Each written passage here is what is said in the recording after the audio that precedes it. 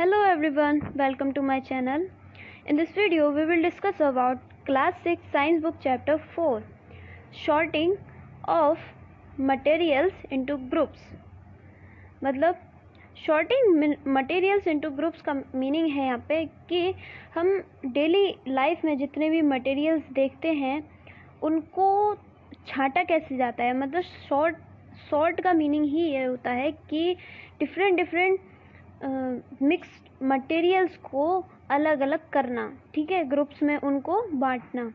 अब जैसे कि अगर हम इसे एक एग्जांपल की हेल्प से समझें तो अगर हमारे पास काफ़ी चीज़ें हैं, जैसे छोटे बच्चों के पास अगर टॉयज़ हों तो डिफरेंट टाइप्स के टॉयज़ हों, मतलब कुछ उसके पास सोल्जर्स वाला टॉय हो, कुछ गाड़ियाँ हों उसके पास में, तो ये क्या है, मान लीजिए एक जगह इकट्ठे हों, ठीक है। अब उनमें से एक ही ग्रुप के, जैसे सोल्जर्स वाले जो टॉयज़ होंगे उनको ग्रुप को मतलब टॉयज़ को अलग करना, तो ये कुछ प्रोसेसेस होती हैं सॉर्टिंग की, ठीक है। तो मतलब ग्रुप में बांटना चीज़ों को। तो जैसे हम अपने आसपास चीज़ों को देखते हैं, जैसे चेयर, बुलॉक कार्ट, जैसे बैलगाड़ी जिसे कहते हैं, cycle, cooking utensils, books, clothes, toys, water, stones, many other objects. All these objects have different shape and color. तो इससे एक चीज़ आपको क्लियर हो रही होगी कि हम आसपास जितनी भी चीज़ें देखते हैं उनकी अपनी अलग अलग शेप होती है। मतलब कुछ राउंड होगी, मतलब कुछ गोल होगी, कुछ लंबी होगी, कुछ अनइवन होगी, मतलब जिसका कोई शेप नहीं होगा। तो इनके बेसिस पे कुछ कैटेगरीज होती हैं जिनके बेसिस पे हम मटेरियल को सॉर्ट आउट करते हैं, ग्रुप में उनको बांटते हैं या फिर बिल्कुल अलग अलग किया जाता है। तो उनकी कुछ प्रॉपर्टीज़ हैं, उनको डिस्कस करते हैं। अब जैसे कि अगर आप देखें तो प्रॉपर्टीज़ के बेसिस पे मटेरियल्स को बांटा जाता है। अब ये प्रॉपर्टीज़ क्या क्या होती हैं, आपने प्रीवियस चैप्टर में पढ़ा कि also we generally use a tumbler to keep a liquid. हम जनरली यूज़ करते हैं किसका, टम्बलर का, लिक्विड को रखने के लिए, ठीक है। Would it not be silly if we were to make a tumbler out of cloth. मतलब एक टम्बलर बेसिकली यहाँ पे जो गिलास वगैरह जो होता है उसको बोला गया है। तो हम ऐसी चीज़ों का इस्तेमाल क्यों करते हैं कि उसमें से वो पास आउट ना हो। क्या हम कपड़े का गिलास नहीं बना सकते? जी नहीं, क्योंकि जो अलग अलग मटेरियल होता है वो अगर हम उसे स्टोर करें या फिर उसको सॉर्ट आउट करें तो वो ज़रूरी नहीं कि वो हर एक चीज़ को अप्लाई करके अलग हो, ठीक है। अब इसकी कुछ प्रॉपर्टीज़ हैं, इसी बेसिस पे देखा गया है। जैसे कि फर्स्ट है इसमें अपीयरेंस, ठीक है। अपीयरेंस का मतलब कोई चीज़ कैसी दिखती है, मतलब दिखने में कैसी है, okay. Materials usually look different from each other. तो मटेरियल्स जो हैं वो एक दूसरे से क्या भिन्न दिखाई देते हैं। Would looks very different from iron. जो लकड़ी होती है वो आयरन से अलग दिखाई देती है। हम अगर उसे होल्ड भी करें, अगर हम लकड़ी को पकड़ें एक या फिर किसी आयरन की किसी चीज़ को पकड़ें तो वो चीज़ पकड़ने में भी अलग ही फील होती है और अपीयरेंस भी उसकी अलग होती है। Iron appears different from copper and aluminium. अब ये जो है हमने प्रीवियस क्लासेस में पढ़ा था कि आयरन, कॉपर, एल्यूमिनियम ये सब क्या है, मेटल हैं, ठीक है। लेकिन फिर भी ये एक कैटेगरी में होने के बावजूद भी ये जो है अलग दिखाई देते हैं। जैसे कि जो आयरन होता है, जो लोहा होता है, वो कैसे कलर का दिखाई देता है, कुछ डार्क ग्रे या फिर ब्लैक कलर का। और जो कॉपर होता है वो कुछ हमें दिखाई देता है रेडिश ब्राउन या फिर रेड कलर का। और जो एल्यूमिनियम है वो हमें कैसा दिखाई देता है, वो हमें दिखाई देता है ग्रेइश वाइट या फिर हम कह सकते हैं सिल्वर कलर का। तो नॉर्मल लैंग्वेज में एल्यूमिनियम को सिल्वर के बर्तन वगैरह भी बोलते हैं, ठीक है। At the same time there are many be some similarities between iron, copper, aluminium that are not there in wood. अब ये तो था अपीयरेंस के बेसिस पे, ठीक है। लेकिन जो यहाँ पे हमने 3 मेटल के बारे में डिस्कस किया, जैसे आयरन, कॉपर, एल्यूमिनियम, ठीक है, तो ये जो है वो कुछ अदर प्रॉपर्टीज़ होती हैं जिनके बेसिस पे अगर हम देखें तो वुड से ये क्या होते हैं, अलग होते हैं। मतलब आयरन, कॉपर, एल्यूमिनियम एक कैटेगरी में आ जाता है और वुड जो है अलग, तो उसको हम डिस्कस करेंगे। लेकिन अगर हम कैटेगरी देखें तो ये तीनों जो एलिमेंट जो है मटेरियल है, ये क्या है, मेटल है, ठीक है।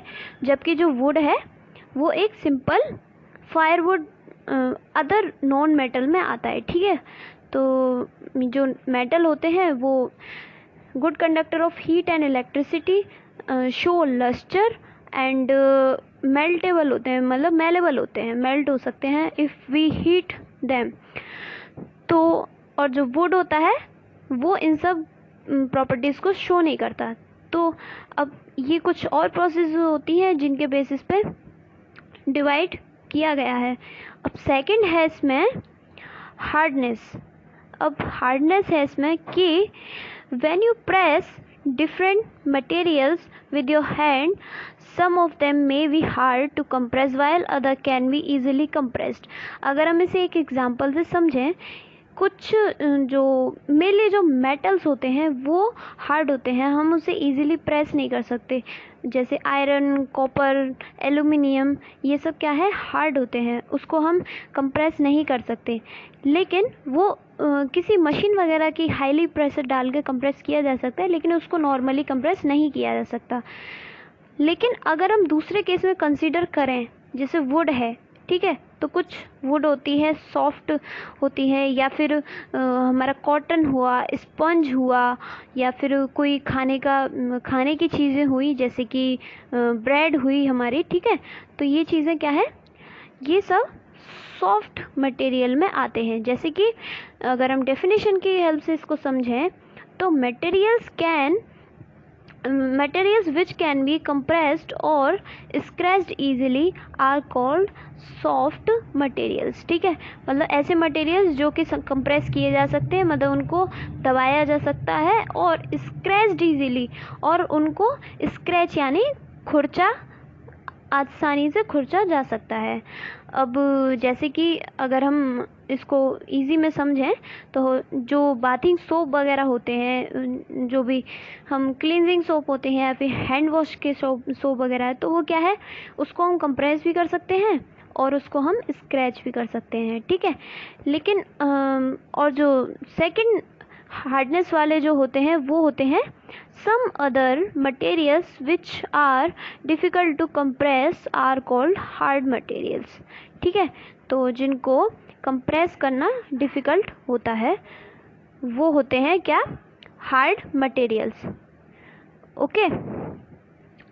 एंड अगर हम इसे जो ये चैप्टर है, अगर हम इसे डेली लाइफ से कंपेयर करें तो हम इसे ऐसे समझ सकते हैं कि एक तो वो चीज़ थी कि टॉयज़ वगैरह को अलग करना।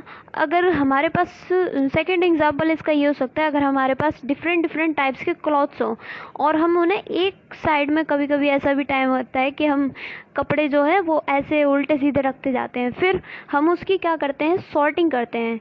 जैसे हमारी ड्रेसेस, जो ट्रैवलिंग ड्रेसेस होंगी वो हम अलग रखेंगे, डेली ड्रेसेस होंगी उनको हम अलग रखें, तो वो चीज़ एक सॉर्टिंग हो जाती है, ग्रुप्स में चीज़ों को बांटना, किसको, मटेरियल्स को।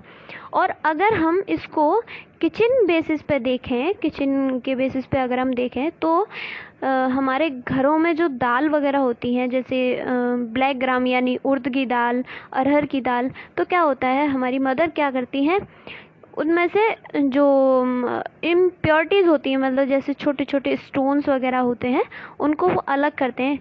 तो ये भी एक सॉर्टिंग का ही एग्जाम्पल है, ठीक है। और कुछ प्रोसेस होती हैं उसकी कि हैंड पिकिंग के थ्रू वगैरह, ये सब हम आगे डिस्कस करने वाले हैं। और उनको वॉश आउट करके भी निकाला जाता है। तो ये कुछ चीज़ें थी, इसको हम डेली लाइफ से जोड़कर देखें तो चीज़ों को समझना थोड़ा आसान हो जाता है, ओके। बाकी तो बुक में दिया ही हुआ होता है। चलिए आगे चलते हैं। जैसे कि you will notice that some substances have completely disappeared or dissolved in water. We say that these substances are soluble. तो बेसिकली ये सॉल्युबल एंड इनसॉल्युबल टॉपिक जो है, मतलब सेकंड प्रॉपर्टी है किसकी, मटेरियल की, उससे है। तो हम नोटिस करते हैं जैसे कि कुछ मटेरियल्स ऐसे होते हैं अगर हम उसे पानी में घोलें, ठीक है, तो वो क्या हो जाते हैं, ईजिली डिज़ोल्व हो जाते हैं और डिसअपियर हो जाते हैं, फिर हमें दिखता नहीं है। जैसे कि अगर हम किसी भी बीकर में वाटर लेते हैं तो उसमें अगर हम शुगर डालते हैं और उसको हम स्टिर करते हैं तो वो आफ्टर समटाइम्स क्या होता है, वो उसमें डिज़ोल्व हो जाती है और डिसअपियर हो जाती है, ठीक है। मतलब ऐसे पदार्थ जो किसी दूसरे पदार्थ में डाल करके घुल जाएं, ठीक है। तो बेसिकली ये जो लिक्विड की प्रॉपर्टी होती है। और कुछ मटेरियल्स ऐसे होते हैं जो कि क्या होते हैं, इनसॉल्युबल होते हैं, मतलब जो घुलनशील नहीं होते, घुल नहीं सकते। ओके, तो जैसे कि अगर हम एक किसी गिलास में वाटर लें और उसमें हम अगर सैंड डालें, ठीक है, तो क्या होगा, अगर हम उसको स्टिर कर दें तो कुछ टाइम तक तो लगेगा कि हाँ हो गई सॉल्युबल, लेकिन कुछ ही सेकंड्स बाद वो सेटल आउट होने लग जाएगी बेस पे, ठीक है। तो इससे कुछ एग्जांपल होते हैं देखने के कि कौन सी चीज़ सॉल्युबल है, कौन सी चीज़ इनसॉल्युबल है, ठीक है। अब इनके मिडिल की एक और प्रॉपर्टी होती है, वो होते हैं कोलॉइड्स। तो जो हमारा जो मिल्क होता है वो एक कोलॉइड ही होता है, अगर आपने देखा होगा तो मतलब जो मिल्क है वो किससे मिलके बना होता है, कैल्शियम और कुछ प्रोटीन्स, फैट वगैरह से मिलके, और कुछ वाटर का अमाउंट होता है जिससे मिलके वो बनता है। लेकिन अगर उसे कुछ टाइम के लिए रख दिया जाए तो उसकी जो फैट वाली जो चीज़ें होती हैं वो अलग डिपॉजिट हो जाती हैं और वाटर जो है वो अलग हो जाता है। तो ये बीच वाली कंडीशन होती है जिसे हम कोलोइडल सॉल्यूशंस कहते हैं। अब आगे है इसमें ऑब्जेक्ट्स में फ्लोट और सिंक इन वाटर, ठीक है। अब एक अदर प्रॉपर्टीज़ है जिसके बेसिस पे हम मटेरियल्स को सॉर्ट करते हैं, मतलब मटेरियल्स को अलग अलग करते हैं, किस में, ग्रुप्स में, ठीक है। तो कुछ ऑब्जेक्ट्स होते हैं जो कि या तो पानी में डूब जाते हैं या फिर पानी में तैरते हैं, ठीक है। फ्लोट का मीनिंग तैरना होता है और सिंक मीनिंग मतलब डूबना, ठीक है। तो जैसे कि अगर हम देखें, अगर हम कोई आयरन का पीस डाल दें वाटर में तो क्या होगा, वो सिंक कर जाएगा, मतलब उसमें डूब जाएगा। और अगर हम कोई वुड का पीस डालते हैं तो वो उसके साइज एंड शेप पे वेरी करता है और वाटर के अमाउंट पे भी डिपेंड करता है, ठीक है। तो वो क्या है, उस पर फ्लोट करेगा, ठीक है। अब अगर हम इसे डेली उस पर समझें तो किचन पे क्या करते हैं, जैसे अगर दाल वगैरह बनती है तो उसको हम धोते हैं, तो उसमें जितने भी छोटे छोटे जैसे लीव्स वगैरह हैं या फिर कुछ अदर चीज़ें होती हैं, तो या फिर दाल वाल के छिलके वगैरह होते हैं, तो क्या है, उसको वॉश आउट करने पे जो पल्सेस हैं वो नीचे रह जाती हैं और जो वाटर है उसके ऊपर वो लीव्स वगैरह, ड्राई लीव्स और अदर इम्प्योरिटीज़ वो उसके ऊपर आ जाती है, तो उसको अलग कर दिया जाता है, ठीक है। अब आगे है इसमें, जैसे हम इसमें एक एग्जांपल है, some objects float in water while other sink in, ठीक है। तो आप इसमें देख सकते हैं जैसे कि मेटल के कुछ इसमें कॉइन्स हैं, जैसे कि ये क्या है, सिंक हो गए, क्योंकि इनका जो वेट है वो वाटर के डेंसिटी के कंपैरिजन में ज़्यादा है। लेकिन अदर जो है जैसे कि कुछ लीव है, कुछ वुडन ब्लॉक पड़ा है, कुछ फोम की इसमें बॉल है, तो अदर जो है फ्लोट कर जाते हैं। तो ये कुछ प्रोसेस होती है जिसके बेसिस पे मटेरियल्स को अलग अलग किया जाता है। अब आगे है ट्रांसपेरेंसी, ठीक है। अब ट्रांसपेरेंसी का मतलब होता है कोई चीज़ कितनी पारदर्शी है, ठीक है। मतलब उसके, अगर हम उस चीज़ के आर पार देखने की कोशिश करें तो हम उसके आर पार कितना हद तक देख सकते हैं। तो आपने देखा होगा कुछ चीज़ें ऐसी होती हैं जिनके आर पार हम देख सकते हैं, जैसे कि ग्लास, जैसे हमारे घरों में जो टम्बलर होता है, ग्लास का टम्बलर, ठीक है, या फिर कांच की कोई भी चीज़ें, तो हम उनके आसपास आर पार देख सकते हैं। अदर भी चीज़ें होती है, जैसे कुछ सोप भी ऐसे आते हैं। और एंड सेकंड जो कैटेगरी होती है वो है सेमी ट्रांसपेरेंसी की, मतलब उसमें इतना किसी ऑब्जेक्ट के आर पार नहीं दिखता, ठीक है। और जो थर्ड है वो होती है, मतलब वो कैटेगरी होती है बिल्कुल ओपेक वाली, ठीक है। वो उसके अक्रॉस हमें नहीं दिखेगा, जैसे कि पेपर हुआ, कोई मेटल की चीज़ हुई, तो हम उन चीज़ों के आर पार नहीं देख सकते। तो इसके बेसिस पे भी चीज़ों को अलग किया जाता है, ठीक है। बाकी तो इसमें काफ़ी चीज़ें हैं, अगर लैंग्वेज के थ्रू उसको हम समझें। ओके, तो कुछ डेफिनेशंस हैं ये कि the materials through which objects can be seen but not clearly, ठीक है। तो अभी जो मैंने बोला आपसे सेमी ट्रांसपेरेंट, तो उसको हम क्या कहते हैं, ट्रांसल्यूसेंट, ओके। तो ऐसे मटेरियल्स जिन ऑब्जेक्ट्स के थ्रू हम देख तो सकते हैं लेकिन हम क्लियर नहीं देख सकते, ठीक है। और ओपेक जो होता है जिसके हम अक्रॉस क्लियरली नहीं देख सकते, और ट्रांसपेरेंट बिल्कुल जिसके हम आर पार क्लियरली देख सकते हैं। तो इसके examples I have already to. इस चैप्टर में बस इतना ही था।